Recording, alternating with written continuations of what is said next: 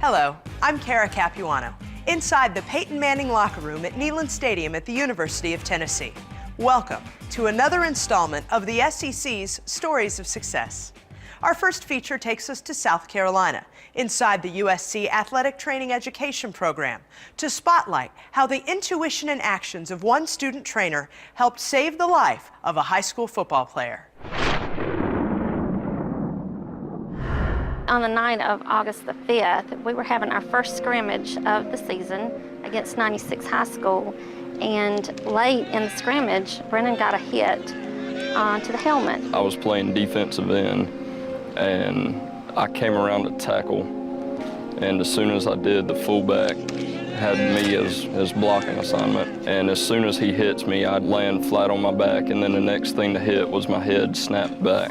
Looking back, looked like basically nothing, but as he continued to play, he started getting weaker and kind of staggering when he got up. So I go to the sideline and take a knee, and the next thing I remember, my speech was slurred, and I kept trying to call out to somebody, but I could barely talk.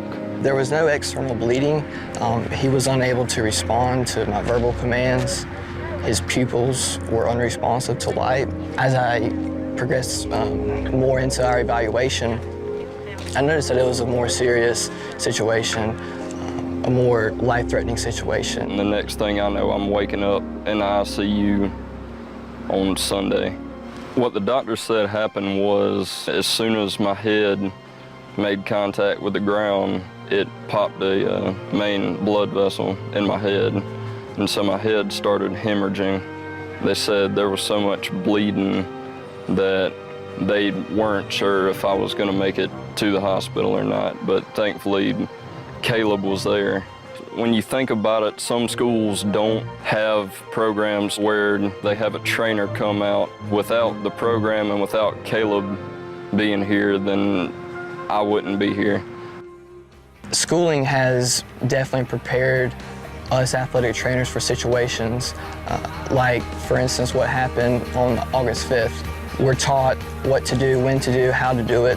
But then also, too, critical thinking comes into play as well, your reasoning, why you're doing certain things. And then when you come out into the field and practice that textbook information, you get a chance to use your reasoning behind what you're doing and why you're doing it. We're proud of the program that we've put together here at South Carolina. I mean, our mission is to give students, undergrad and graduate, the most experience we possibly can in different clinical situations, in different environments. We just feel that getting them, the maximum amount of experience they can get is beneficial. We're excited about that. We have a few lecture classes, but mainly it's things like this. So you're really working every day when you come in here, doing your hands-on special tests, everything that you need to learn. Here at USC, we have so many opportunities to do different things. We get an experience with a Division I collegiate setting. We get an experience out at a high school. We have the clinic setting, working with our orthopedic surgeons and our doctors, and even see general medical doctors in passing as well and work a little bit with them. USC definitely gives us all of those options for us to make a decision and kind of narrow down what we want to do in the future after we leave here.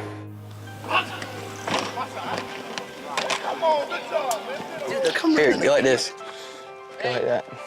There you go. Had we not had that here at Mid-Carolina, and the Newberry County School District had not continued this program, for us, it was the difference between life and death for my son. As far as the USC program, I think a lot more schools need to have it, and a lot more high schools need to have a trainer. That allowed me to be able to stand here and talk to you right now.